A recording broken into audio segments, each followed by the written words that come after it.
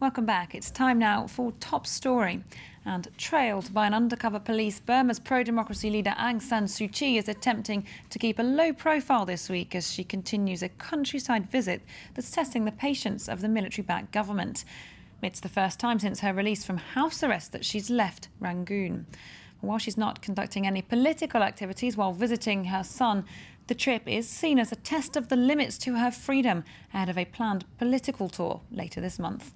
And there's no doubt her visit is unnerving the country's generals. Well, joining me now for more on this is France 24's International Affairs Editor Annette Young. Welcome along, Annette. So is this trip a real vacation, or is it, as the government of Burma fears, a trip by Aung San Suu Kyi to rally her faithful?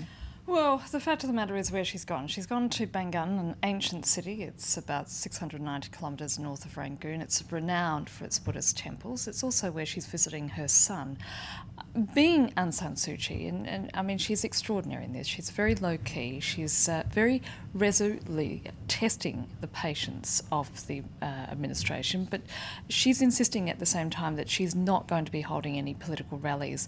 And her party, the National League for Democracy, has urged followers to stay away, because if you remember, it was back in 2003 where, she went on a trip and her followers turned up, and then that turned into an almighty bloody crackdown, and which led to a house arrest for 7 years. Now, of course, she's allowed to travel where she wants to within the country, but the government has warned that wherever she goes, she cannot cause chaos or riots, and if indeed she does, they'll have no other opportunity than to rethink her conditions of freedom as such. But, how she fares is also testing the arguments of those in Europe and elsewhere in the world who argue that the junta has sort of undergone a change of heart. And of course we had those elections last year where effectively the generals resigned and then stood in plain clothes, if you like, as candidates.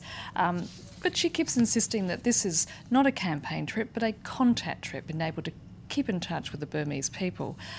She's been very conciliatory since her, being released from house arrest. But having said that, while the government has, at the same time sort of been also equally cautious, the state-run media has been very damning and very critical of her. And let's be honest, they're the mouthpiece of the government as such. Yes, so the government clearly very nervous about this visit, and Aung San Suu Kyi is being watched very closely. Her every move is being watched. But interestingly, Annette, she is managing somehow to kind of get her message out, word out to the international community, isn't she? It is extraordinary what she's doing. And for instance, she gave 2 lectures which were smuggled out to the UK for the BBC, where she talked about issues arising from the election. She was asked by a listener whether people both abroad and domestically had deceived themselves by thinking that, this new government had brought change to a country. And she sort of said some people are so desperate for change, they see it where it does not exist.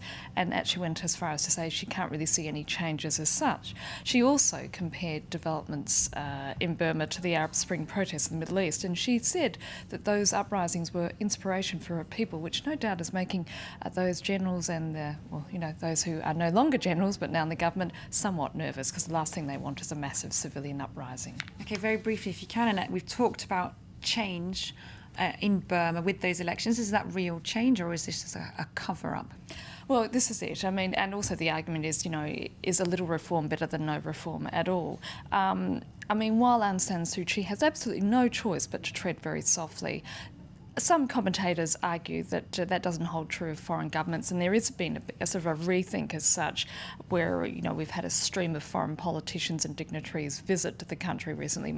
We just saw there a few minutes ago, the shots of the Australian Foreign Minister Kevin Rudd visiting her. The EU and the US have softened their stance on sanctions. The UN has appeared to back away from calls for an inquiry into alleged war crimes.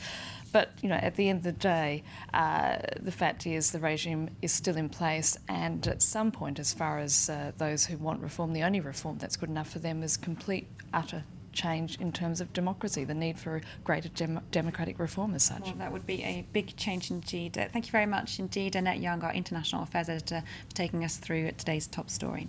Well, do stay tuned here to France 24, the very latest international news coming up soon.